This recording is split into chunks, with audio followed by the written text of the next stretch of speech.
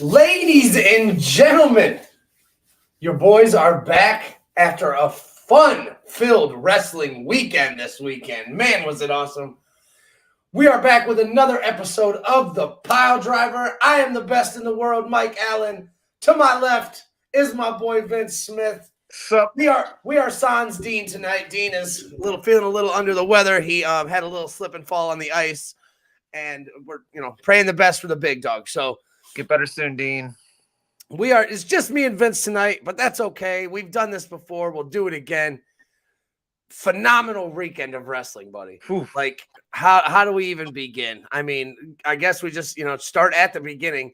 Friday night, we went all the way out to the Neo Sports plant in Cleveland, Ohio, to take in our very first, it was actually their very first live taping, but taking our very first EFW event, Extreme Fight World presents Adrenaline.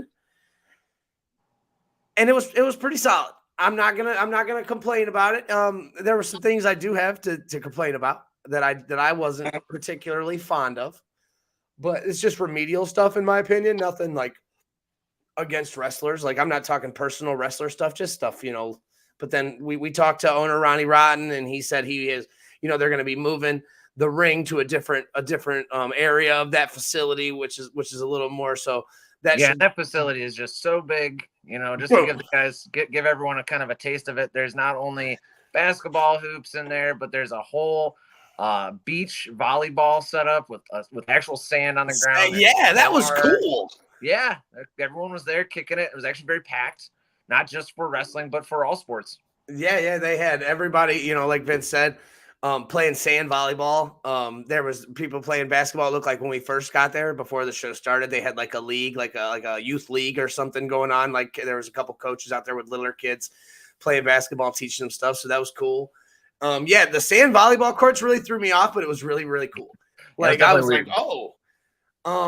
So if you've never been to an EFW event or seen an EFW event, the room they are in, the area that they are in this giant sports plant, was actually really cool. I had seen it before, the layout, how it only has the fans on one side of the ring, and I thought it was going to be a little more awkward. I actually liked that part about it a lot because it only gave the wrestlers one place to focus. Yep. I know that, obviously EFW is still trying to get bigger, expand, and do all that stuff, and as that comes, you need space for more fans to be in attendance. But that area that we had behind us was packed. I'm talking like couldn't move, standing room only. It was good stuff. Let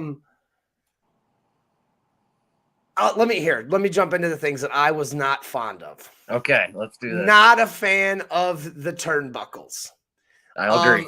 So they looked like boxing turnbuckles, like it was one solid piece that went straight down. Yep. Not a fan of that. Kind of reminded me of the MMA fighting ones. Yep. Yes, I did not like that at all. It just, I get the whole, you got want to be different kind of thing. That's not the way to go. That's the traditional. You got to stay traditional right there. Got to have those usual turnbuckles, and then also, it's a brand new ring, but yeah, it was just one of those off-putting, sights for you. Yeah, wasn't a fan of that. And that drone. Let's talk about that drone. So, okay, I understand the concept of why you're doing the drone. I get it. The shots would be phenomenal, right? Could. I haven't seen any. I've looked for EFW. One thing, and again, remember they had technical difficulties. Yes. Before we get into the drone, my other complaint was that bell time was at 8 p.m., right? It was already 8 p.m., which in my opinion is a late bell time. Maybe I'm old. Late bell time, 8 o'clock, because I expect this show to be at least 2.5 hours, 2 to 2.5, 3 hours. Yep. So 8 p.m. was already a late bell time. I understand the happening of technical difficulties. We do a podcast. We have technical difficulties. It happens. It always happens. But, I've been on the call here, or the whatever you want to call this, the video chat, whatever, with Vince for a good 25 minutes before, you know what I'm saying? So we can make sure that all these, so again, their first live taping, their first. You got to work those kinks out. But yeah, we didn't start until 8:30. 8:30, yes. We were a half hour behind on an already late bell time, and then we still took an intermission. A solid 15-minute intermission, and yeah, that was definitely a little bit of a longer, drawn-out process. Again, it's a first live taping show. You want to make sure everything's running as smooth as possible. So we won't let that hold against you guys too again. much. Oh no, I'll be back to AFW again for sure. I had a great time. I'm not complaining about my time or my wrestling experience. I'm complaining about minuscule bullshit things. Tiny little things. Yep. So let's get back to that drone though, because that thing was all over the place. Okay. Go ahead. You go ahead. Okay, so my thing was my favorite thing that I saw involving that drone was actually when Christian Napier came out. He did his entrance, and as he jumped over into the ring and jumped up onto the turnbuckle, his feet at least came about 6 inches to that drone. It was this close. Like it was crazy. It was. I hope that shot was worth it, but holy cow! And unfortunately, another thing that I kind of kept seeing with that drone was you were kind of putting the wrestlers in a position where they might actually hit it, and I don't know how much those things cost. I know they're kind of expensive. I would hate to see a wrestler end up accidentally bashing one of those with their hand or foot or whatever. Yeah, it was a little much. We got comments in here. Ramos said the turnbuckles are Japanese style. Okay, I don't like Japanese style turnbuckles then. I wasn't a fan of them. So that's, neither here nor there. But that actually makes a little more sense because they're going, EFW is, Extreme Fight World. I do like the knockout rule they have. That's cool. Yes. Like you can knock somebody out, and like Sebastian LaShawn, we'll talk about later, knocked out her opponent and just knock out. Night. Yep, TKO. So it overall, I'm not going to complain about the show. And we'll get into obviously things we liked about the show. I'm going to give this show. I'm going to rate it. I'm going to rate it right now. I'm going to give my rating right now. We're going to pile drive it already. Before we go into the the matches and everything, I'm going to give EFW Adrenaline a solid 3.5 for my just minuscule complaints. Again, stuff that can be worked on with time, stuff that can definitely be fixed. I'm not expecting you to change your turnbuckles based on my fucking complaints. But I don't know. I felt like, again, more like the high flyers had a tougher time getting up on the top rope based on the Japanese style turnbuckles. Like they didn't have it caused a balance issue. Maybe you also saw guys selling into the turnbuckles a little differently too, and again that puts our wrestlers into a position where they might get hurt. So, but again, not that big of a deal. So you're gonna give it a 3.5? Yeah, I will give it 3.5. So I'll go right behind you. I'll do a solid 3. I'll give EFW a 3, and I will admit, prior to the intermission, I was actually sitting at a 2.5.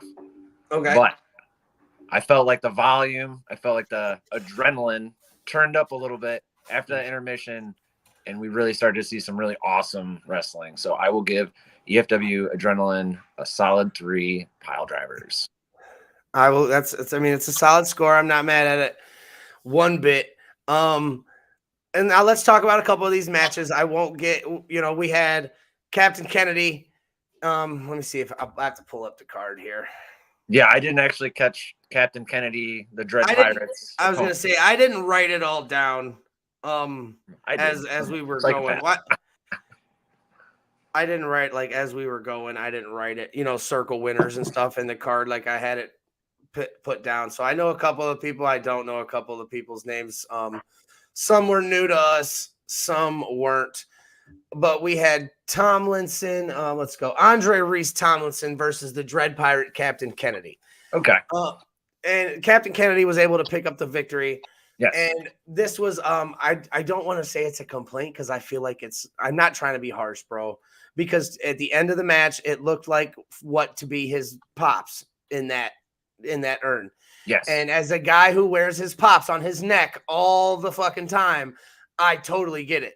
Yep. My only gripe about that, I think, and I won't even call it a gripe, is that nobody let me know. Yeah, we didn't I really feel know. like that Bob Backlund wannabe guy, dude, we roasted him. That was so funny, dude. You and Tommy booed the shit out of that man. He I took it. feel like he should have let us know. He should have let us know that Captain Kennedy was dedicating this match to his father. Boom. Anything. And then everything at the end made more sense if that would have happened. So that was my only complaint about that match. It looked like these guys were a little more greener than, the rest of the roster, and that's fine. That's how you're going to learn, so I'm not mad at them at all. Great opening match, great way to get out there and get a little crowd exposure, get a little moves. My only fault about the match was, again, I wish I would have known that because like when he first came out, somebody, I don't know if it was his mom, sister, not sure, because again, they didn't tell me. Yep. He came out with the urn that had pictures on it, looked like him and his dad on one picture. So I'm making my own assumptions. Captain Kennedy, if you're listening, much respect for you for doing that to your pops, man. That's awesome. Absolutely. I'm sure he's watching down. He's proud as hell of you, bro. He killed it too.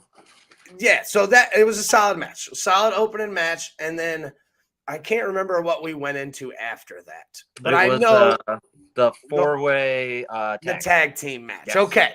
That was where I'm excited because our boys were there. It was originally, and this is what's funny about it, is it was originally scheduled to be a triple threat tag team match between Beatdown, Cash Inc., and JP Levin and Collins.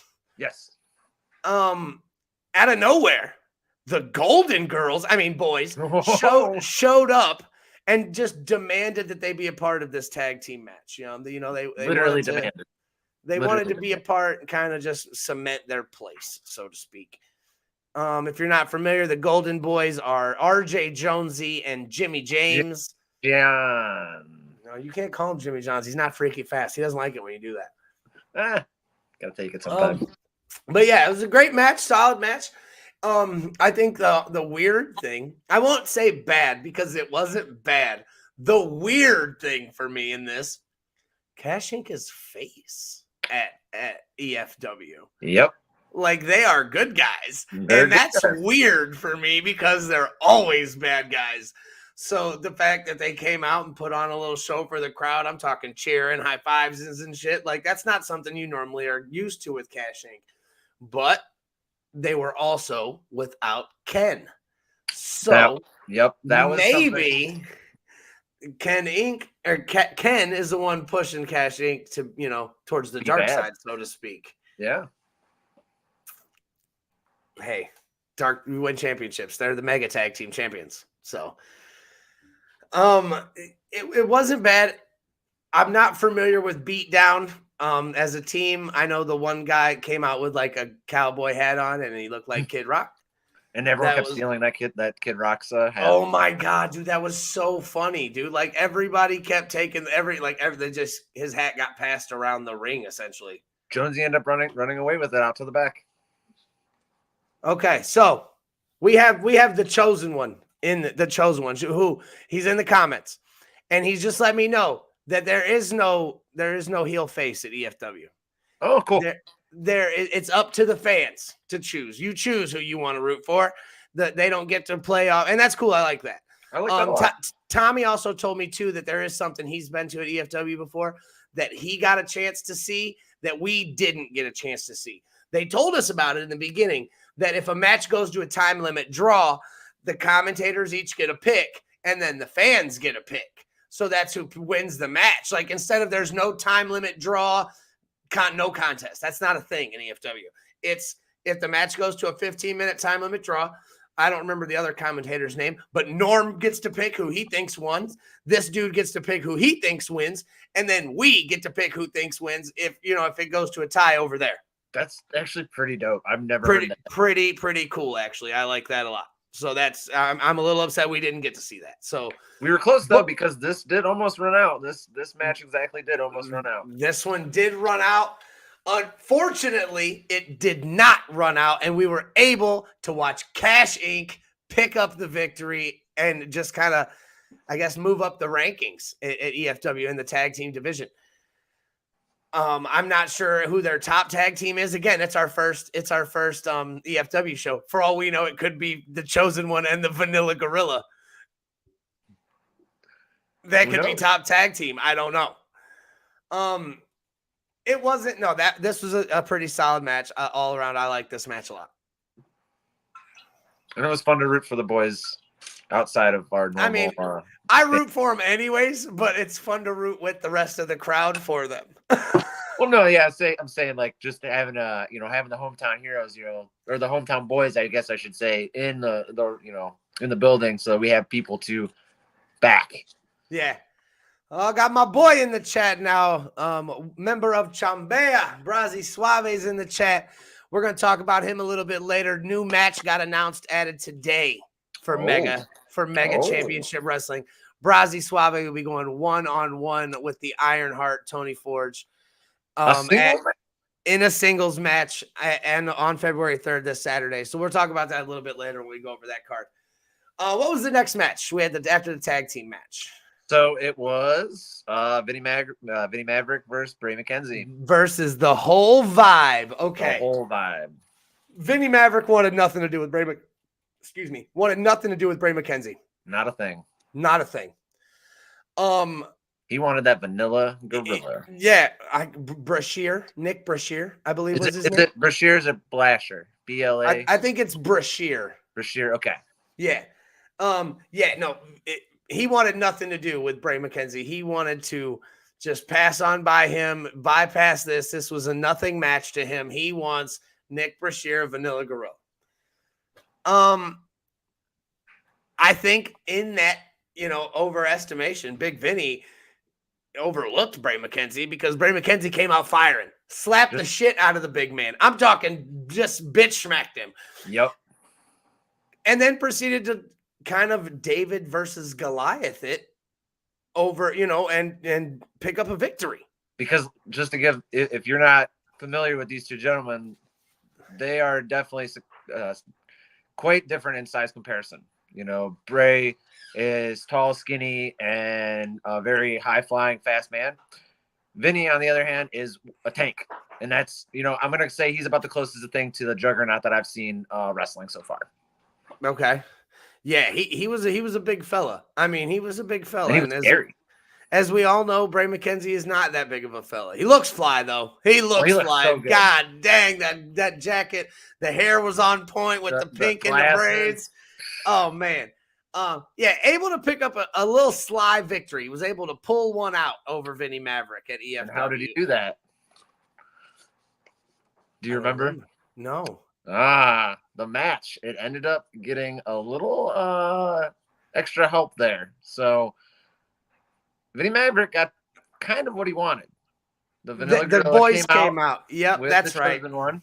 And while distracted, the chosen one grabbed Vinny Maverick by the head, bounced it off them ropes. That's right. He gave him a little choke, knocked him down, and Bray was enough to get on top of him and pick up the victory. That's it, man. Remember, I'm so glad Vince took notes because I had so much wrestling overload over the weekend that I'm just like, oh yeah, I feel that. But that's the best part about Cleveland wrestling right now. Yeah, Cleveland wrestling was hot, man. It was a great weekend. So Bray McKenzie was able to pull out a victory, and I said this last night to Vince, or Friday night to Vince. I believe I could be wrong because I don't have evidence of all the matches that I've ever been to with Bray. I believe that's the first match I've ever seen Bray pull out a victory with, and it's always very barely. It's not like Bray's getting his ass kicked every one. Bray's one of them ones where like Bray puts it all on the line every time to the point where the crowd feels the need to applaud him as he's leaving. You know what I'm saying? Like he's a great wrestler. He just always this close, and Friday night was a good one for him, able to pick up that victory. That was great. What do we got next? Now, so I will apologize in advance. I did not catch his name. But this is the women's match against Madam President, Sebastian LeShawn. Okay. I believe I have Jade written down, so I'm not sure if that is. No, that's not it. It's Alejandra or something. Okay. Yeah, Alejandra. Alejandra versus Sebastian LeShawn. I will apologize. But in a singles match. Yeah, this was a pretty solid match. And like I said earlier, this was the match where we got to see one of EFW's, house rules, I'll call them house rules. Pretty solid match. Obviously Sebastian, member of the Mission, very familiar, friend of the pod, came out and carried this match. It was a solid one. Alejandra at one point tried to get on the top rope, and I think I don't know if she slipped. Yeah, lost her footing at some. I don't know. I'm not sure. So she got up. Sebastian hit her with a nice little one of the axe kicks, dropped her down, a couple kicks to the stomach here and there. I mean, Sebastian was pretty much in charge the whole match. There was a couple times where we thought Alejandra was going to get out. We also saw her use her magic. I was just about to say she was a witch, okay, and she came out and she played that witch vibe to the T. Even I was just about to say, as going so far as to use some magic against Sebastian LeShawn, and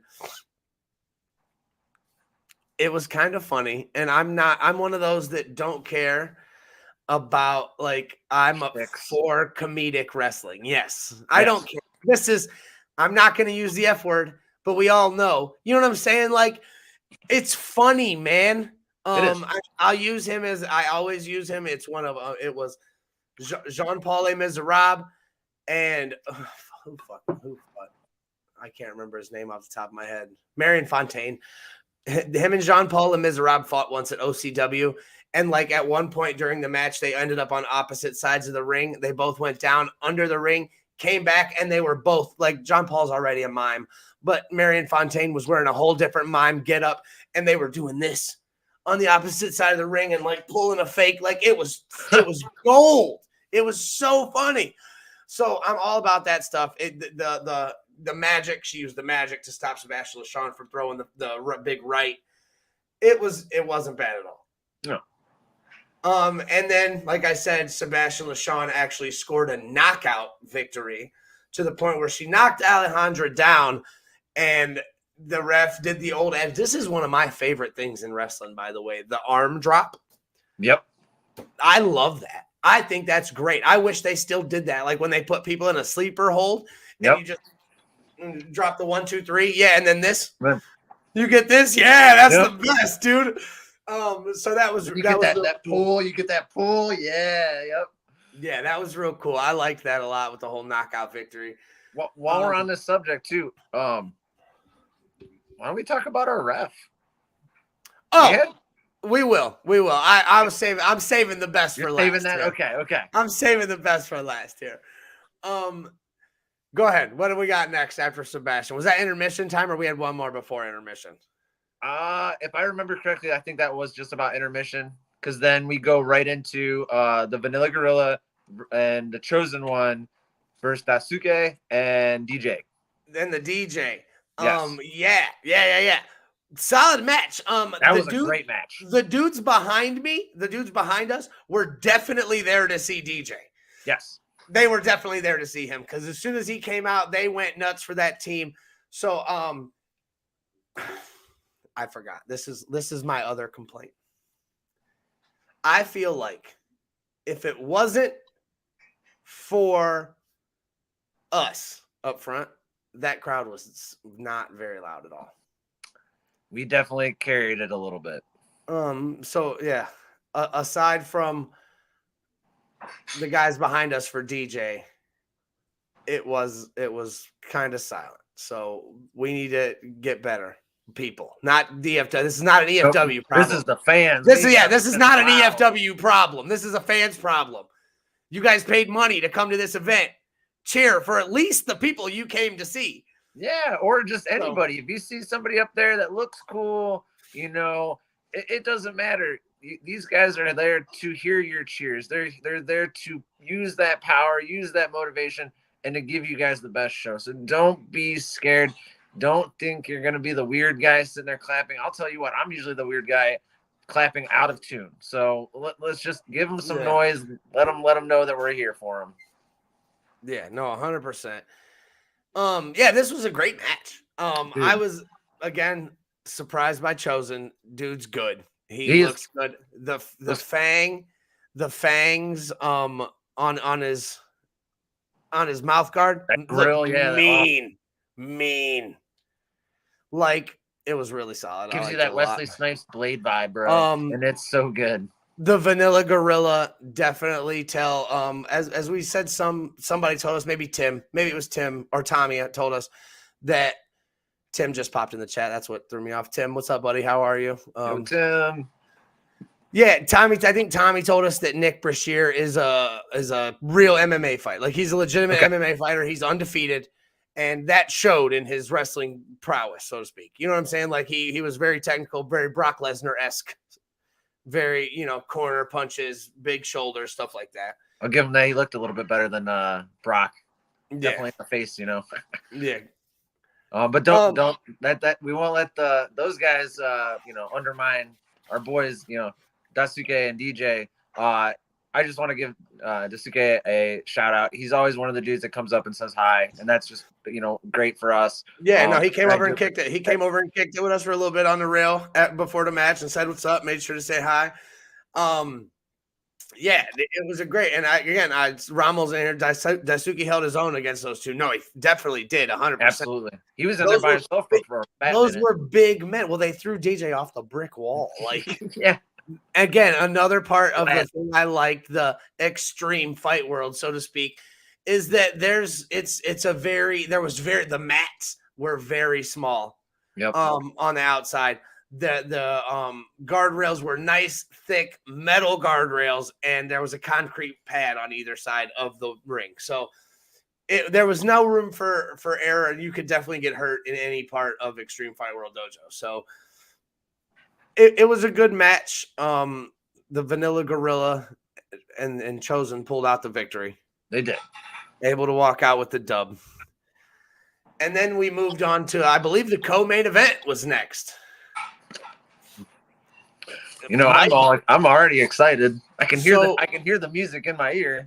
Dude, and one of the main reasons that we went, one of the main reasons that we showed up to EFW was for, our boys Butchie B, Dio Salvador was in the ring, and then of course Ashton Day in the main event. But they didn't even main event. It wasn't a main event. It was a co-main event because both matches were definitely worthy of that. Actually, we're jumping ahead right now. I jumped a match. We have one more, and that's why I said I could hear the music in my ear. What I forget? The good one, Pastor and Mr. Crummels. God dang. Oh man, no, you're 100% right. I went into this, dude. I forgot all about it. That's because I was upset. It's because I was upset with the outcome. And me too. I am too. And it was one of the worst upsets I think all weekend, wrestling wise for me. It was definitely it was sad to see our boy CeeLo not take the W, but that doesn't mean that he didn't put on. And that's honestly one of the him and Crummels. Him and Crummels looked great. Obviously, you can't take anything away from Mr. Crummels being undefeated in EFW, just continuously dominating everybody he's faced. The man's a great wrestler. He's been around Northeast Ohio for years and years and years. Either solo or in a tag team with Sonny DeFarge, who actually made his appearance known last night. Able to he helped him pick up the victory. I'm not going to sugarcoat it. He helped him stay undefeated. The good one had him on the ropes. Sonny DeFarge seemed like he got a little scared and for his buddy and went in to save his ass pretty much. Yep. But still, Pastor CeeLo, you killed it, buddy.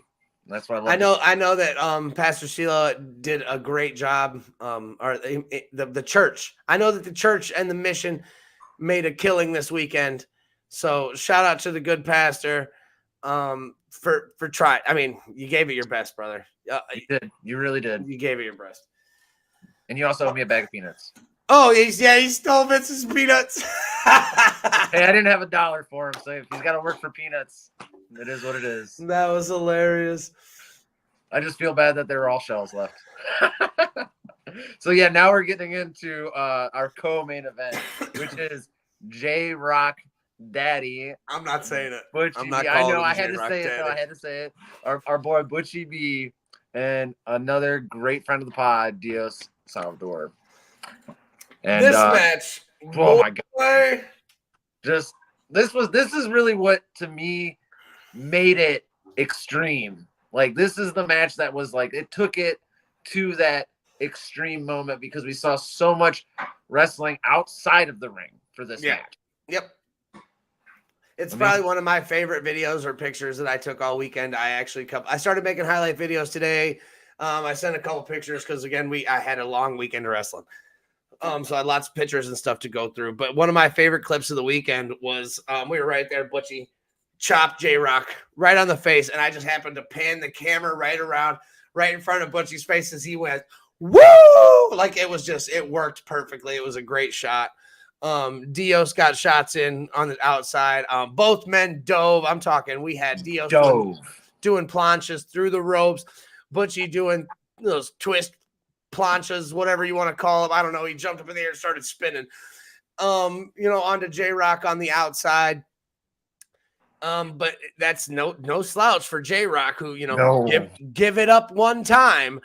This man is, I'm talking, a behemoth.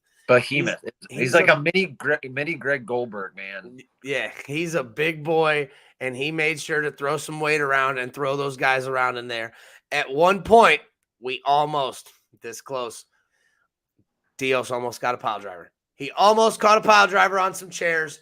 Fortunately, not unfortunately, fortunately, he was able to get out of that back body drop J-Rock off of him. But when the chairs got involved, J-Rock brought in a chair. Now, normally in a triple threat match, there is no disqualifications, as we all know. In this match, the referee, best referee of the night, might I add, Mars Toolbox, just couldn't control these men. There's just three big, meaty men, way bigger than she, and they all had weapons, and so she just decided to throw this match out.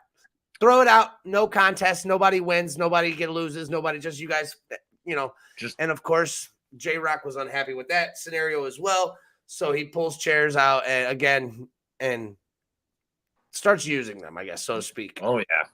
Just blasted Diaz and Butchie as they left. And I also want to add, he didn't just use a chair in this matchup. He used his teeth as well. And he did bite Butchie right on the forehead. Right on the forehead. And that was actually my money shot of the weekend, was the bite. And the face of Butchie, as well as, and I'm glad that you brought Mars up, because she literally held her own through so many matches. I actually want to say that she almost reffed every single match besides maybe two of them, because I was going to say the matches that she didn't referee were matches that involved Chosen and the Vanilla Gorilla, and they were Ronnie Rotten's personal referees. They were, so. But I like the way he counted. He counted it down the middle. He wasn't, except for the one time. Except for the one time, but hey. But yeah, no, it was a solid match. It ended with Butchie B and Dios Salvador completely leaving J-Rock laying on the outside of the ring, and them exchanging mutual respect and love for each other in the middle of the ring and then departing. So maybe we'll get this again in some capacity. I would love to see this match again and get a clear-cut winner. Not mad at it at all. And then obviously the main event, the one we had been waiting for, Christian Napier. We've wanted it. We've had it teased to us multiple times. We've seen it before in Mega Championship Wrestling. But Christian Napier, one-on-one with Ashton Day in the EFW Adrenaline main event. Great match. Such a good one. Once again, we saw the king of the headlocks, Ashton Day. I mean, in control for some of the match, and then it flopped, and Christian was in control. And then it flopped, and Ashton was back in control. Very, very back and forth. Very, very great matchup. At one point, Christian, I keep calling him Casey. Formerly known as Casey. Christian went outside to get a chair, and Mars took it away. Yep. Mars took the chair away, took it outside, put it outside, put it under the ring. And then, the match continued. And then Christian went back to get the chair outside. as he was kind of like crawling over the rope, like underneath the rope, I mean, like trying to hang over and grab the chair out from under the ring, I'm going to call him a shadowy figure at first. A shadowy figure appeared, all right? And did a motion that we are all too very familiar with. Did one of these and started slapping the top of his head. The face turns around. It is the one and only Atticus Cogar has made his, I don't know if it's his debut, his return. He shows up at EFW and From basically, dude, he came from under the ring. Where did he come from? He was there the whole time? Like nowhere. So regardless, Atticus Cogar shows up, skewers Casey Carrington's forehead. Casey stands up, bleeding, turns around, runs right into an ultra kick. Ashton Day picks up the victory, 1, 2, 3. And it was just one of the best. And that was the greatest way to end a night like that. Having our boy Ashton Day. It was good. Just get that last lick in. And that was actually really awesome. Like just seeing that, I've actually never seen people get skewered, that close before. Oh, really? I've seen it back. I've never seen it that close. There's no room for error. You're getting stabbed and it hurts. And just seeing all that right there and then, that was great. So kudos to you, Ashton. That was a great match, dude. Yeah, 100%. Good job by all the people involved, EFW. Shout out to the owner, Ronnie Rotten. Shout out to, production team, everybody involved. I'll even give a shout out to the damn dude flying the drone. Let's just hope those shots are good. I hope the shots are worth it. Yep. So we'll definitely be back next time EFW comes around. Like I said, I'm giving it a 3.5. Vince is giving it a 3.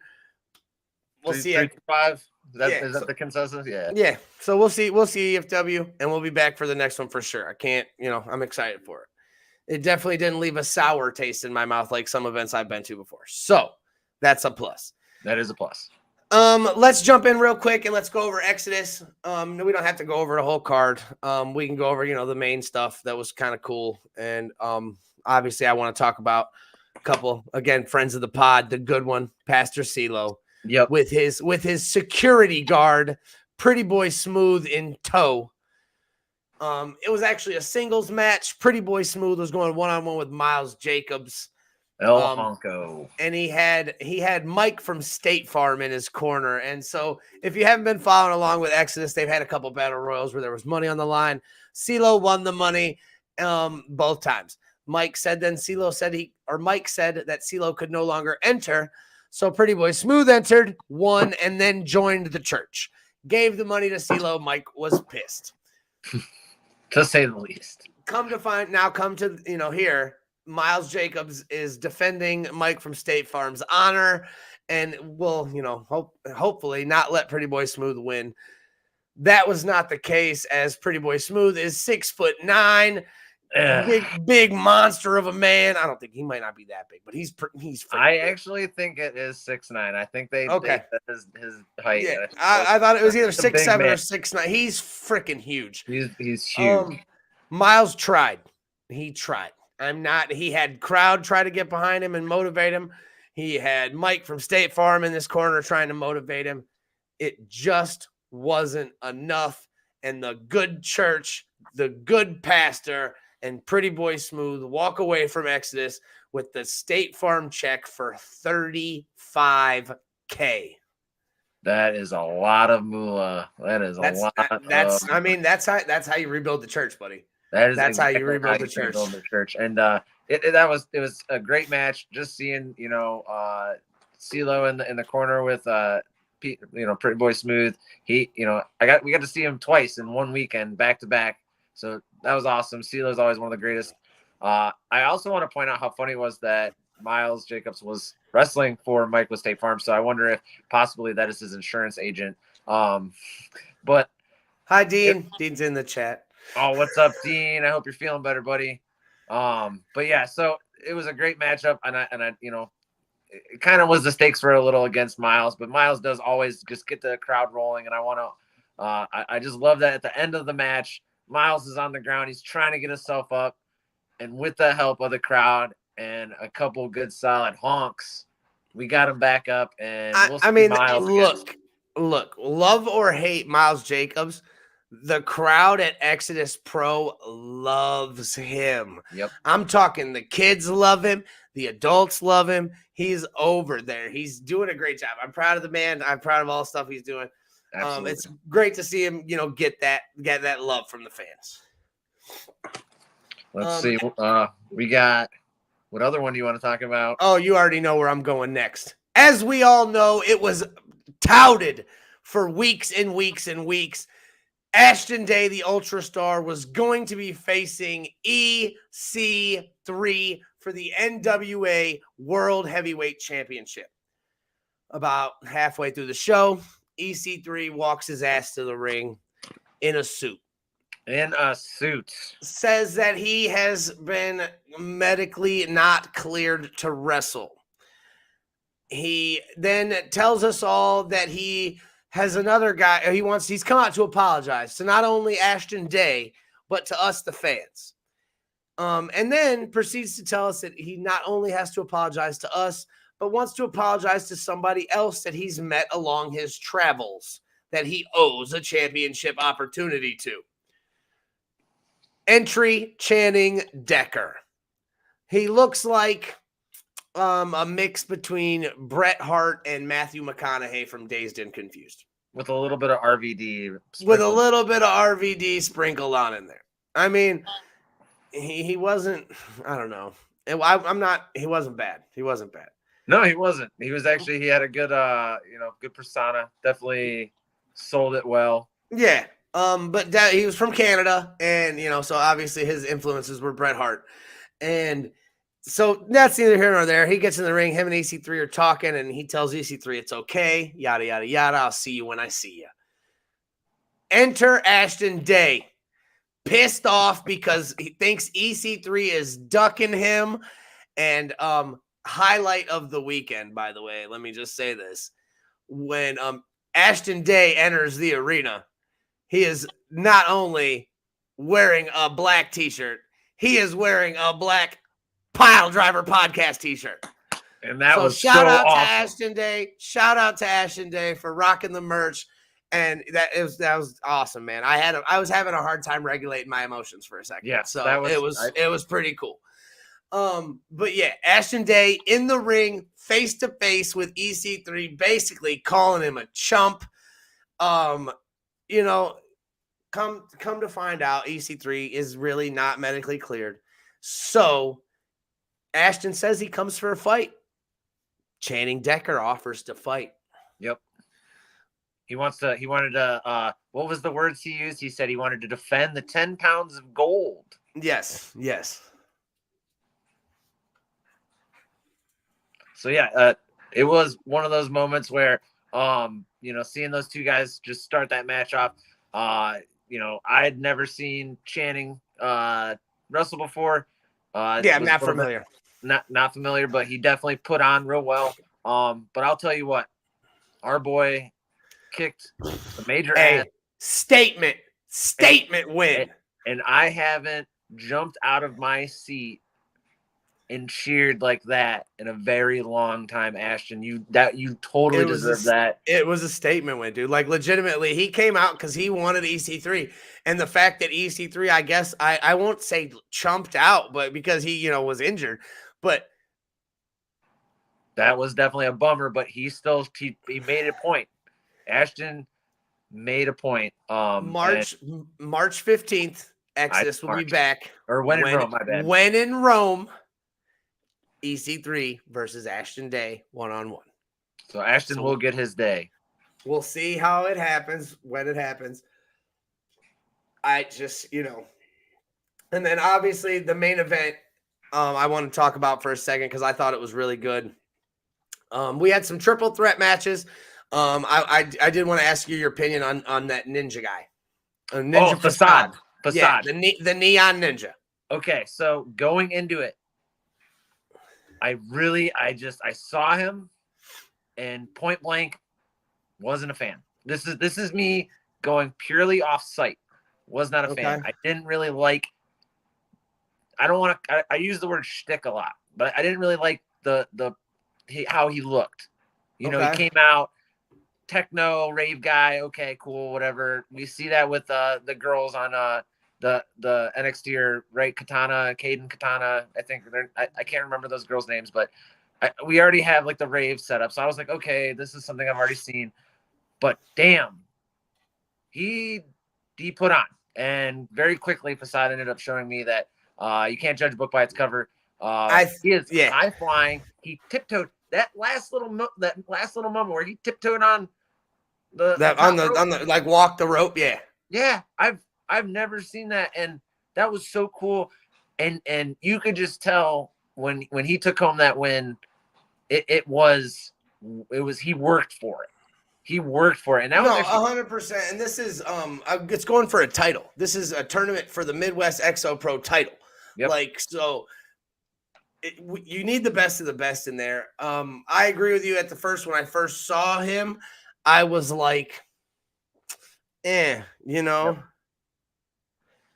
it wasn't bad. But then when he came out to the ring, his entrance, I mean, sure, the match was great. He did a lot of high flying shit, like you said. The tiptoe shit was cool. The part that set it over for me, I mean, obviously it made me want to pay attention to him, was the sign. He brought out a sign with him that had the Exo Pro, like the Exodus logo on it. And I forget what it said on the back on the other side. But he handed it to some guy in the crowd. And then out of nowhere, he pulled out some green spray paint and signed the sign. Yep. That's awesome. That dude went home with a fucking 1-of-1 exclusive fucking merch. Like, that's sweet, dude. That is awesome. That was really cool. And just a little bit of a tidbit. That fan is actually one of the biggest fans in Cleveland. I unfortunately do not know his name. I do. That's our boy Devin. Shout out to our boy Devin. Shout out to our boy Devin. Yeah, he was a little upset. We were talking to him last week because he can't decide on which show to go to this coming Saturday. Oh, he wants to go to Mega, but he wants to go to AIW. Yep. So I see him at every AIW. I was gonna say you might see Devin. I might see Devin. We don't know where we're gonna see Devin, but he will be watching wrestling somewhere on Saturday. He always is watching wrestling, and that's one of the biggest fans we have in our area in Ohio. So I said that too. Devin. So I was pretty pumped that he was the one that got that Ninja sign. That was cool. That was cool. But yeah, so Ninja was able to pick up a victory over Brandon Day. And I forget the other guy's name. I haven't. It's in that thing, or was it to be announced? That to be announced is the Ninja. Facade. Yep. So remember, it was Cristiano Argento. Or whatever. Argento. Yep. Brandon Day, Facade, and then remember that it was supposed to only be a 3-way match. And then I don't remember his first name, but Bradley showed up. I think it's a 4-way match. J. Avery Bradley, maybe. I'm not sure. Either. But yeah, he got announced, and it's hard to hear David Spector on when he's on the thing. Like he's up on the stage and he's announcing. It's hard to hear his names. I think that's one of my only few gripes about Exodus is sometimes it just. I don't know if maybe they're just trying to work the kinks out. You can't really hear what they're talking about. And actually, they were talking about like some raffle or something. We couldn't even figure out where to go to get the tickets or anything. So it's small events like that. They got to work their kinks out, especially because they were. I also want to say it was really cool of a nod for Exodus to run a show so early and cut the show so early so that everyone could go watch the Royal Rumble. That was really cool, Exodus. I have one more cool Exodus nod as well. I'm not for sure who these children were. I don't know who these kids were, but apparently they're important to Exodus or somebody in the Exodus family. And these kids were offered futures contracts to Exodus Pro Wrestling. They got in the ring and got to sign the contracts. That was pretty cool. So shout out to Exodus Pro again for that. Intermission? Yeah. They had. I kind of saw something like that. It was at the tail end of the intermission. Yeah, I went outside to smoke. When I came back in, I was like, "What's going on?" And so that was cool. Shout out to them for doing that. You know, they're definitely family oriented. We had Man Bun Jesus and Dante Casanova out hanging out, taking pictures and stuff. Merch tables were popping. All the wrestlers were over there. Preface wrestlers were over there selling pizza. You know, like it was good stuff. It was good all around. I got to see a couple of old friends. I saw Cowpoke Paul and the Beast Man hanging out. So it was nice to see. It was nice to see them and hang out with them. So I didn't catch Beast Man. I would have said what's up to him. I got to say hi. Don't say the F word podcast in the house. What up, buddy? How are you? Hey. Let's see. Did you want to talk about that triples match? Which one? Hayden Backlund versus TW3 versus Sam Beal. Oh, yes. The Perminator. I bet, hey, real quick, though, I bet Sam Beal is happy as shit today. He's a Lions fan, and last time I checked, the Lions are beating the 49ers. Yep. So the Lions win this game. They're going to the Super Bowl.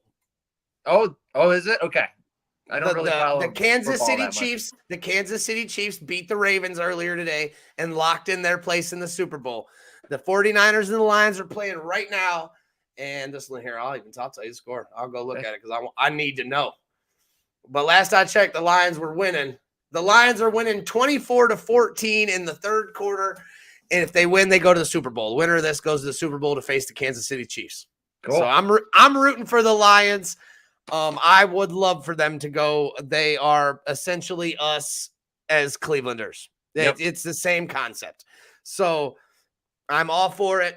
I want Lions in the Super Bowl. And then, look, everybody says here, real quick, Vince, I know you don't follow sports like this, but everybody's saying that the NFL is scripted, right? And they said the Ravens were going to win because of the color of the logo and all this stuff. Like, will they make the logo? I'll tell you about it. It's a long story. We'll talk this another time. But the logo was purple and red. So they thought NFL was going to be the Niners versus the Baltimore Ravens.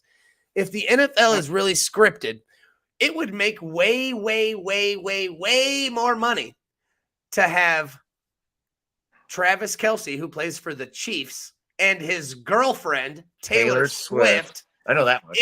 In the Super Bowl against the Detroit Lions and the biggest white rapper in the world, who is from Detroit, Eminem. Yep. That's if the NFL's scripted, that's the biggest money play. It's not Baltimore versus San Francisco. That doesn't make them more money. I was watching the Chiefs game today and I saw Taylor Swift 47 times. I don't care. Like, I'm not mad about it. But every time something happens, they cut the camera to her. Right to her. Yeah. Not mad about it, but they're definitely like it's that. So even people that don't follow sports hear about that. That's like exactly. So I just think it's funny, but Sam Beal, Perminator, Detroit Lions fan, and he is something else. He is just a different breed. He came out in that wild jacket, custom Bush Light, or not? My bad, Bush Heavy, Bush Heavy. And that was just a great match. I just want to shout out TW3, amazing. Dude really put on. I was really impressed with some of his moves, especially he did an amazing front flip over the top rope and landed so quickly on his feet. I was amazed. But of course, me being me, I like a little weird in my wrestling, and Sam Beal really did it for me in this match, and I'm glad. It was kind of awesome to see him win. The Tajiri missed, but it wasn't so much a green mist as it was a Bush mist, and I thought that was just a really neat trick, and that was a great way to win a match. It was cool. He did that last time. He did the same concept last time with the Bush mist, and I thought it was very cool. It played off of his character, which is awesome. So I like him. He's moving on in the tournament. I can't wait to see this tournament, and what's even more, I want to see this belt that they're coming with. I want to see. I love to see a solid title belt. The last time we got a title reveal was NeoPro's title, and that title's beautiful. Yep. So. Actually, while we're on the topic of titles, Mike, can you tell me what was the second title that EC3 walked out with?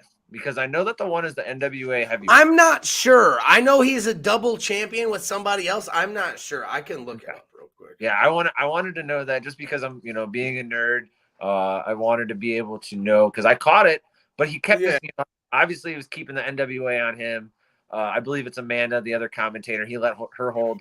He actually let her hold a couple titles that night, which was I could tell that made her night. He's actually a 3-time champion right now. He's holding 3 belts currently, according to CageMatch.com or CageMatch.net. He is the NWA World's Heavyweight Champion. He is the OVW National Heavyweight Champion, and he is the Premier Men's Champion. I don't know what that is. I'm not familiar with. Is that maybe Rise, RYSE? It's out of. He's had two match. He beat Matt Cardona for it. Oh, in September of last year. Okay. Yeah, I've never seen him carry 2 And belts, then let alone 3 belts. the OVW, he beat Jesse Godders. It looked like Jesse Godders. Okay. Yeah. So he beat him. And then the Premier Champion, whatever. I'm not, familiar where that's out of. They had match. It says they had 2 matches in New Jersey and Milwaukee. So it's obviously a moving kind of thing. But yeah, he is a double champion. I know that. But obviously the most important is NWA, the 10 pounds of gold. The 10 pounds of gold. I loved that. I don't know why. It just really hit home for me, Channing, talking about it that way.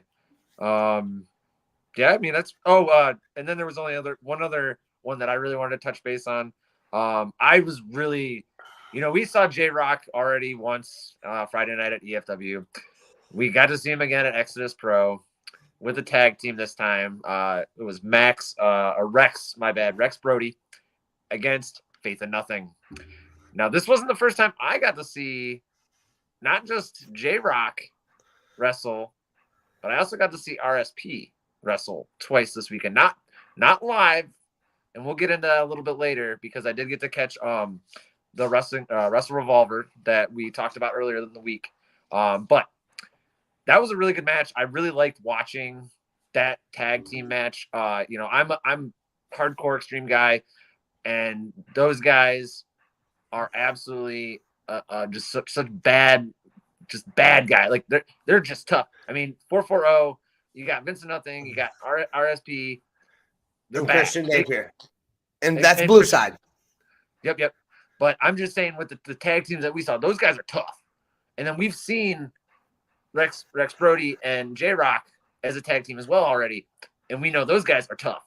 Yeah, seeing them go together, it was awesome, and I just like the demeanor between J-Rock and Ricky Shane Page. They literally looked like they hated each other the entire match, and it really made it that much more enjoyable. And that ender, wow. Yeah. Poor 100%. 100%. Rex is like a cannonball. He's amazing. The dude's great. I love it.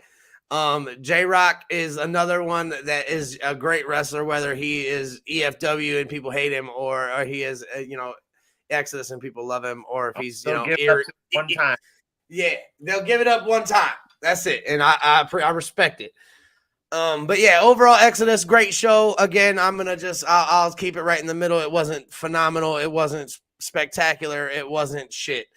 I'm gonna give it a 3.5. I'm sticking same. Again, highlight here. I'll even go. It was a 4 because Ashton Day was wearing a fucking Piledriver shirt. I like it. I'll give it. Yeah, I'll agree. There was a lot of, it felt like a quick show. So that was one thing that really made it, I don't want to call it anything less. I'll say it was a little bit lackluster. Yeah. It was a quick show, but we all knew what the end goal was. I think I was a little tricked at the end with the Tiffany Neves and Natalia Markova match when it kind of just ended. That whole match was kind of just set up from the last time with Billy Corgan, and I wasn't a real big fan of the ending. It was a lackluster main event. I like Tiffany Nieves more than I like Natalia Markova as a wrestler. But yeah, overall, I was definitely, I thought it was funny how, not funny. I thought it was actually a smart way for her to retain her title, getting the count out. I did like EC3 coming back out and, starting the matchup again, giving everyone what they wanted. And I will admit, I did get a kick out of the lightsaber chair fight. That was kind of cool. But I'll agree, a little bit of a letdown on the main event, just because it just didn't feel like a main event. But with that being said, I'll go ahead and give Exo Pro a solid 3.5. Piledrivers. I don't see anything wrong with it, and I do want to give a couple real quick shout outs. Gary at Exo. Oh, Gary Calderon, that's my boy. that dude is the hustler. man. He be hustling. He's all over that place. You walk in, he's the first person you see. You talk to him. He's real nice. You see him over there. He's crowd managing. He's watching, making sure people don't get hit. He's pushing wrestlers away. I think he got hurt, so he saved a little. Yeah, well, he saved a little boy last night or Saturday. Yeah, last night. Somebody tried to, like, one of the wrestlers did like a flip over the rope, and Gary was sitting right there because he saw the action going down that way, so he'd moved himself over there, and the one dude like plunged over the rope, and he was gonna kick this little kid in the head. It wouldn't have been his fault. Obviously, the seats were a little too close to the ring. That's if you're gonna high fly, you gotta give your guys some space to high fly. Yep. But yeah, he went to flip, and as he flipped, like, his foot's coming towards this kid's head, and Gary just went pow and just kind of just shoved the feet out of the way and saved this little kid. I think that's where he hurt his wrist. So, hope he's all right today, but shout out to Gary. He does amazing things. Shout out to my homegirl, Amanda Casey from Spats in the Morning. Spats and Amanda in the Morning on 97.5. She's cool as hell. She does a great job announcing, hanging out, doing stuff for the fans, getting everybody involved.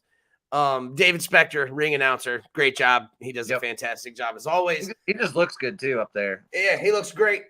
We still got a lot to talk about though, so we're gonna keep moving here. I do want to talk about Royal Rumble quick. We're not gonna spend a lot of time on it because we have a mega show this weekend that we need to talk about, and a little bit of AIW that we need to talk about, and we're already an hour deep here. So CM Punk, Cody Rhodes, last two in the Rumble. CM Punk says, I didn't spend 10 years waiting to lose to Dusty's kid, and then loses to Dusty's kid.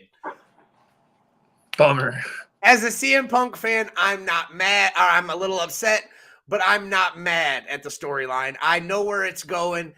Cody Rhodes stands on the top rope. He points to Roman Reigns in the box. He wants to finish the story at WrestleMania. He has made his choice already. He is fighting Roman Reigns. Does Cody take the title from Roman and finish the story, I guess, is my only question for you. You never know at this point. Roman's had it for over 1,000 days. And, I hate to say it, I kind of want to see somebody else hold it. If Roman holds it till SummerSlam, I read the other day that he'll take over Hulk Hogan's spot on the list. If he holds it till SummerSlam. And that's not far. Why? Triple H that Hulk Hogan's not a thing anymore. He's a racist bigot. Wrestler fans don't like Hulk Hogan no more. That's fair. You know what I'm saying? So some people are okay with that. You know what I'm saying? So, so I don't know. In my opinion, the men's Rumble was pretty solid. The women's Rumble was better. Ooh, you had the surprise of Jordan Grace making her Royal Rumble debut. The Impact Knockouts World Champion shows up, as well as Naomi returned. Okay. And Liv Morgan shows back up. Bayley wins. That's who we all thought was going to win. That's who needed to win. That I think Paulie the Hammer told us last night, she's done every major thing that a woman can do. She's done it all. Bayley's won a Rumble. She's won both titles, Grand Slam champion, tag team champion, this, that. She's won it all. She's one of the hardest working women in the industry. So it is good to see her actually, check off those boxes. Yeah. So I'm not mad at Royal Rumble winners at all last night. I'm on another note about the Royal Rumble afterwards. I don't know if you saw any of the press conference stuff. Every time that Cody or Triple H or anybody was asked about Vince McMahon, they handled it with poise and moved on to the next question. I refused to talk. They didn't say they refused to talk about it, but they were like, we didn't know. We weren't privy to all this. We found out about it in real time, like you guys did. So, and then let's focus on the positives. Let's focus on the Royal Rumble, and they moved forward. So kudos to them for handling it very business-like, and that was cool. No, that's great to hear, especially in this time. But yeah, so overall, I thought the Royal Rumble was great. Shout out to Lil J. The homie had a little party last night. We had all kinds of dips and chips and pizza, and Jeff smoked some wings, and it was a solid time. We had a great time over at Lil J's house watching Rumble. But yeah, so that's really all I got to say about WWE. Yeah, I missed it, so That's okay. That's okay. I mean, we'll figure it out. Email spoiled the ending for me, so I at least knew who won the Rumble. Can you? How'd that LA Knight matchup go? So it was a solid 4-way match, in my opinion. Each person got to shine. Good. Each person got, obviously when LA Knight came out, the fucking crowd went apeshit because he's over. Yeah, he is OP right now. He is absolutely. So it was good. It was good in that sense. But obviously Roman Reigns retains, victorious. Everybody got to hit their finishing moves.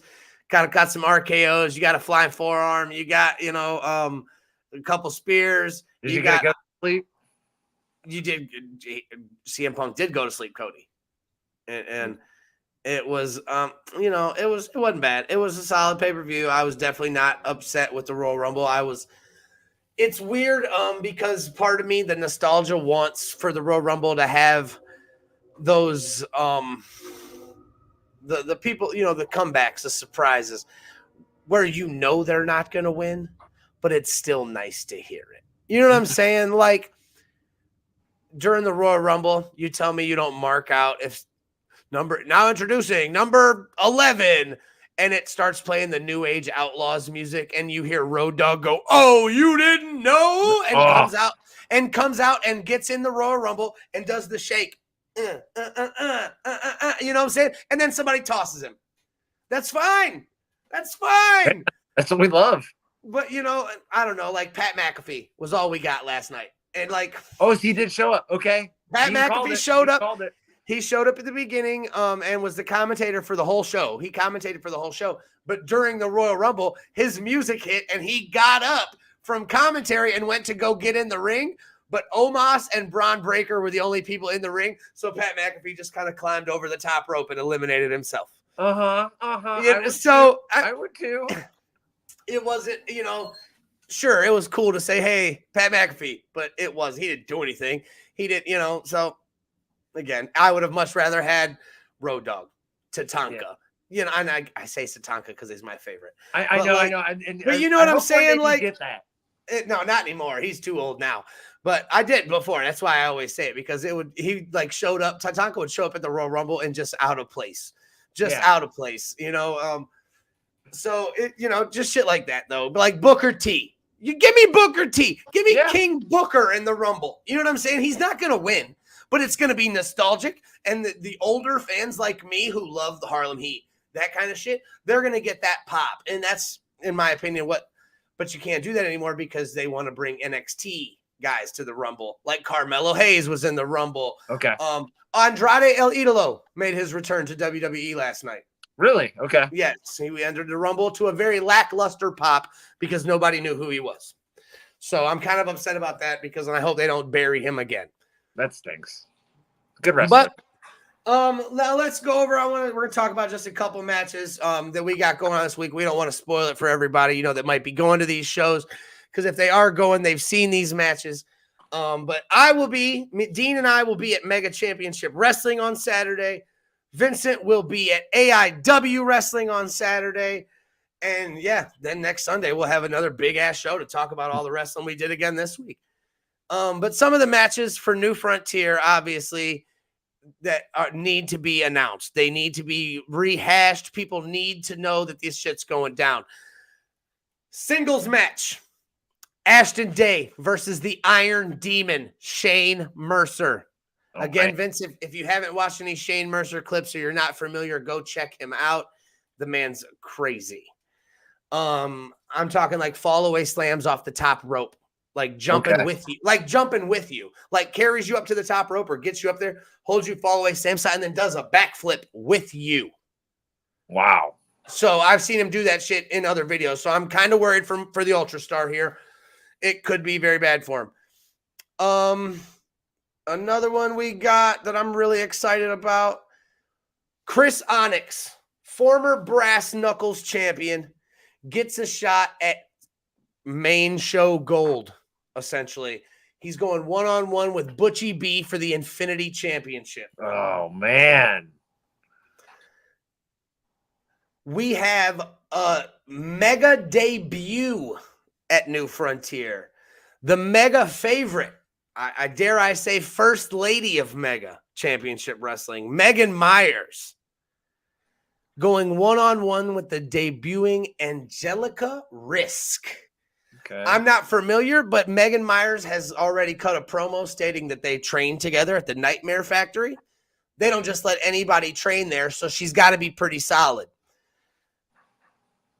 We have us a tag team match. Ooh. Super Oprah and Cassie Clay teaming up to do battle against the Supremes, Madam President, and Chelsea. Okay. That would be a great match.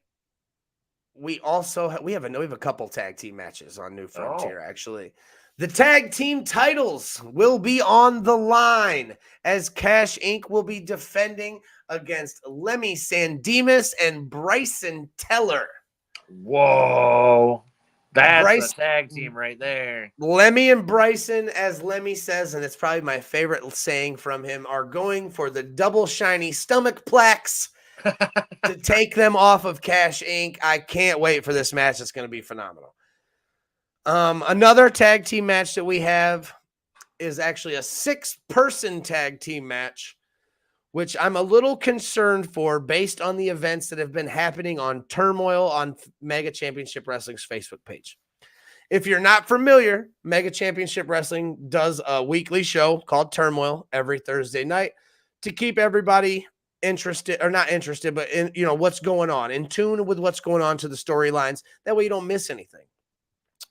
2 weeks ago, Sebastian turned her back on the church to focus on her campaign. And she turned her back on Raven Aura and knocked him down from behind. Last week, it was supposed to be Pastor CeeLo and Raven Aura in a tag team match against Colt and against Brazzi Suave. I can't remember who Colt he fought. It was supposed to be a tag team match. Raven was supposed to be his partner. Raven did not show up.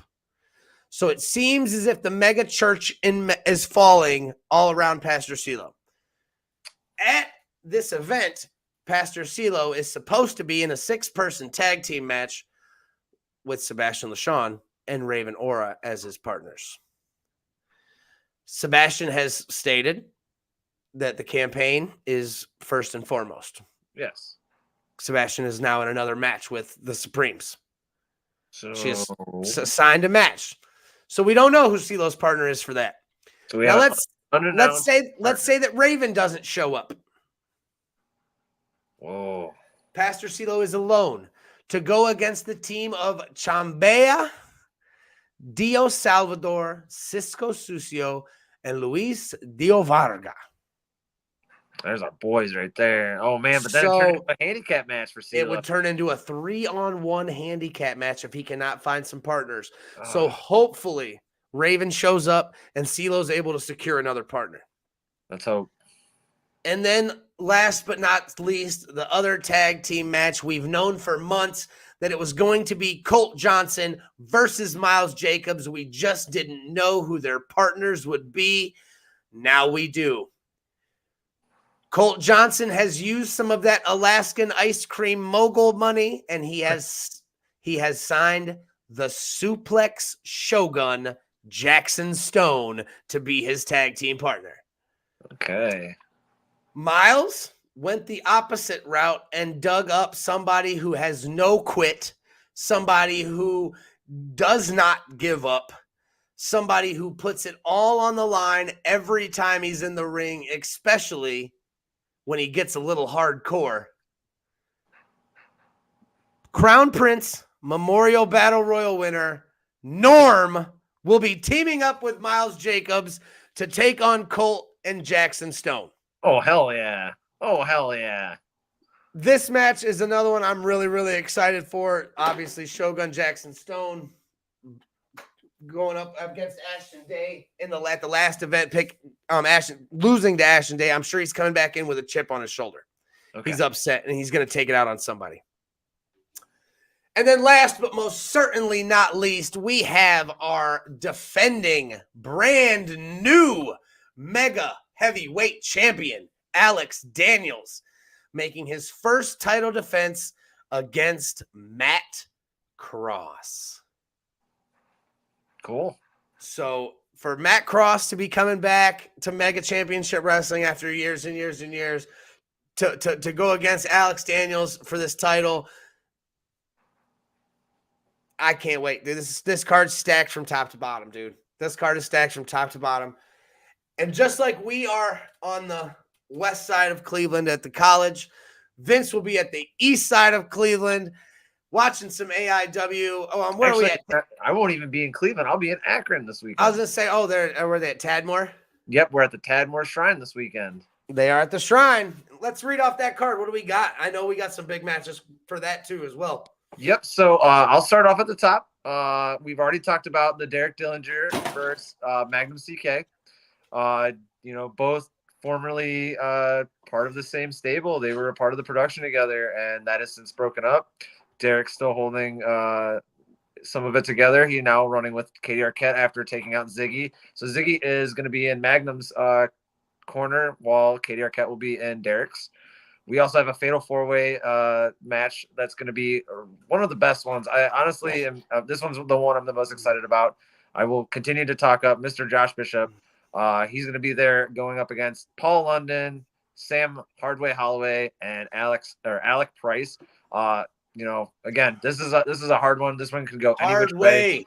Hardway. Yep. It can go any which way. Hardway's a bad man. He's a real tough dude. Paul London, real gross guy, sings and throws trash everywhere. I absolutely hate it. But hey, that's part of being a heel.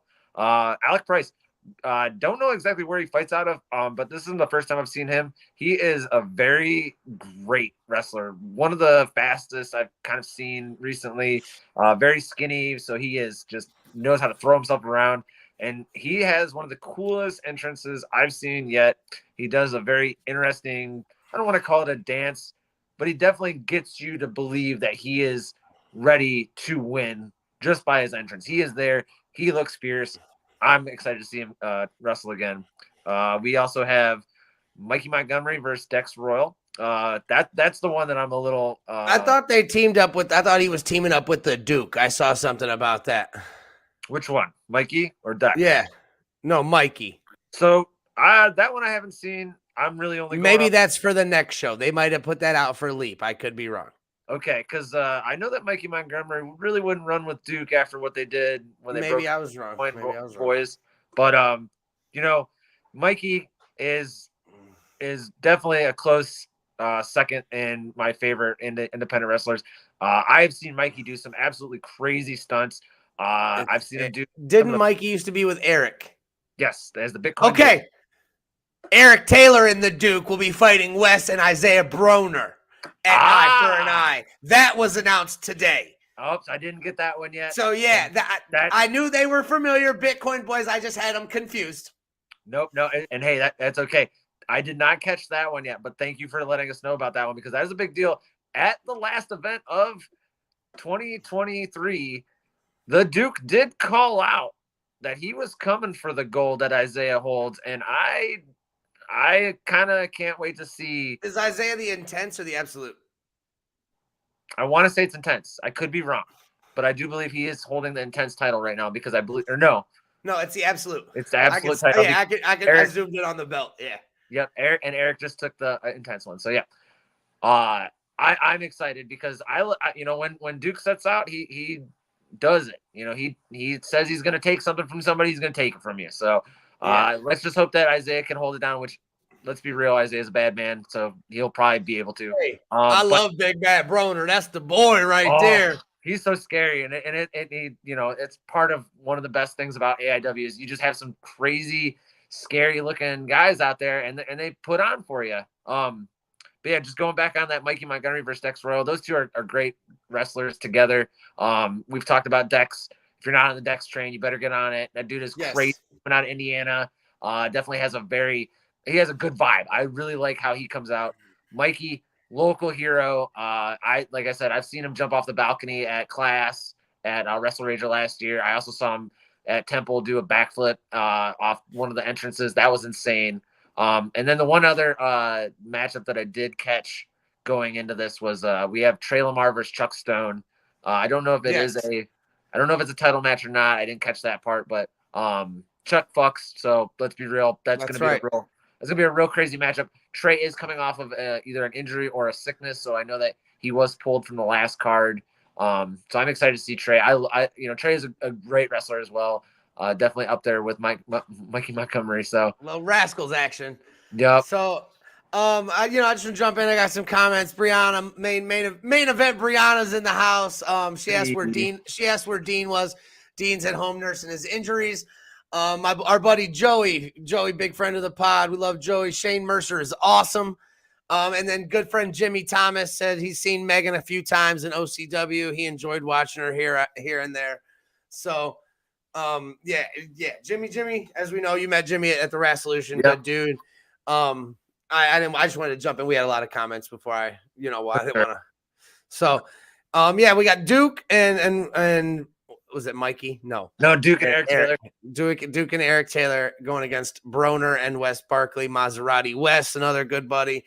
So that's going to be a solid match. That'll be a fierce one because Eric did just take that title from Wes, and it wasn't in the best way. So, Wes definitely has a chip on his shoulder. And let's be real, Maserati West, when you make him mad, he's mad. Hey, and don't ever forget who Maserati West got rolling with him at all times. That's right. The absolute intense icon, Josh Bishop. Always. So, who we will be seeing February 17th. I'm actually pretty excited about. We'll be seeing him at Neo Pro, so that's exciting too. That'll be dope. What else do we got for AIW? Who's the legend? They got Stan, the Lariat Hansen. Hansen. Oh man, with all his some of his shows back in the day, especially in New Japan with Vader. He is a really cool guy. I'm actually pretty excited. I'm going to try to meet him. And then I'm hoping our boy Fonzie's there. I love me some daddy. So I feel it. You let me know if Fonzie's there so we can link up. We'll get Fonzie on the podcast. That would be fucking sweet. I'd love to have him on anytime. For sure. And then we do have a couple other AIW events that we have been in. The next one coming up is Thursday, February 29th. It's actually the Leap. It's at the Mercury Lounge. So the actual it's on the Leap day of February. February, yeah. But the event is actually called Leap. So look into that. It's at the Mercury Lounge. That is a smaller venue. It's in Lakewood. I will tell you though, I've been to 2 shows there, and it is really fun. The food is really good. They have a bar that's right behind you where you're sitting there. We've been to Mercury for Circle 6. Okay, that makes sense. Yeah. So I've seen both AIW, the Halloween show, and then I actually saw midget wrestling there as well, and that was hilarious. Oh, hell yeah! We're trying to do that as a podcast this year. We will catch us a midget show at one point. We have to, especially if we get to see the Micro Tiger crew. And then we also have coming up in March 22nd at the Temple. Coming back, AIW's Tougher Than Leather. That I'm very excited about, only because who's there? We're getting the Demolition, and let me tell you, that's so cool. I am like, there's a kid. Isn't Effie there too? Yes, I was gonna get Effie will be there. Okay, Effie will be there as well from GCW, so that'll be awesome as well. I think that'll be a great show, and I'm a sucker for a Temple show. So I'll be there for sure. Hell yeah. For AIW, that's coming up. I know that coming up, like I said, this weekend, you got AIW, you got Mega Championship Wrestling.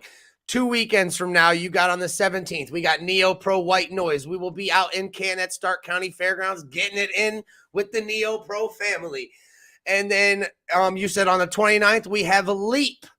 And then on March 9th, RSW will be back in town for Wild Thing at the Parma VFW again.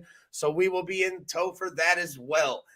I don't really have much left for the evening, buddy. I think we covered it as quick as we could. It was a lot. Yep. It was a lot. Overall, my wrestling weekend experience, I'm going to give a 4.5 out of 5 pile drivers. I had a phenomenal weekend. Including, like I said, both wrestling shows on Saturday. Saturday morning, I got to go out to the flea market and hang out in the Cole Johnson Trading Post and hand out some flyers to patrons there for the mega show. Then Saturday night, like I said, Exodus Pro, Royal Rumble, hanging with the boys, hanging out with you guys at Exodus, at intermission and stuff. And overall, it was a great weekend of wrestling, man. I'm not mad about it at all. Yep. I agree. I'm going to give it the same. I'd definitely say about a 4.5. Not only being able to witness wrestling, in person, which is great because we are lucky where we live right now. We have so many promotions. We have so many venues that are just always putting on some great shows. And really it was just an amazing weekend. Seeing everybody again, all the shout outs were well deserved. I actually want to give a shout out to Brazzi too. Just because, I'm one of the newer guys here, and Brazzi always takes the time out to come up and say hi to me. Same with Asuke. That means a lot to me, guys, and I appreciate you. I do also want to give a quick shout out. Eric at Treelawn. That is the owner, one of the co-owner of Treelawn. Great dude. He's the dude that runs the front. And let's be honest, usually a guy like that will just pay somebody to do the tickets. No, he was there all night. He was literally there all night. So shout out Eric. Thank you for putting on or putting together events for us at your venue. That is great. So keep it up. If you ever need any help, just let us know. And also just going to talk on it just a quick moment. Thank you, Phil, for being on our show earlier this week.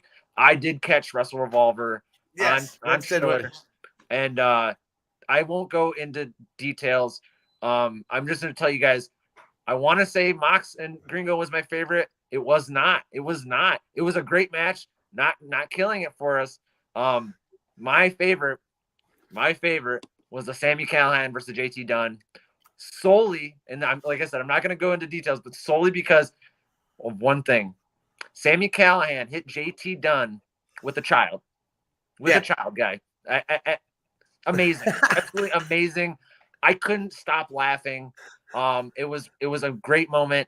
And if we get some time later in the week, I'll definitely talk to you guys about it. Again, shout out to Phil Stanford. And also JT Dunn, you're a big meanie poop head. You shouldn't have been so mean to Phil. So that's all I'm saying. That's about the closest you'll get me to cutting a promo. So hey.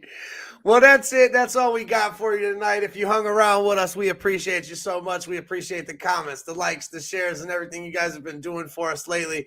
Make sure you get over to Believe Land Media. Follow all of our other podcasts. Cleveland Browns, Cleveland Guardians, Cleveland Cavaliers. We're talking sports, high school sports. And then, of course, right here with the Piledriver, we're talking pro wrestling. So get with us, follow us, like us, share, all the stuff. We appreciate you all so much. We'll be back next week. We got another big show. Thanks for hanging out. We'll see you later.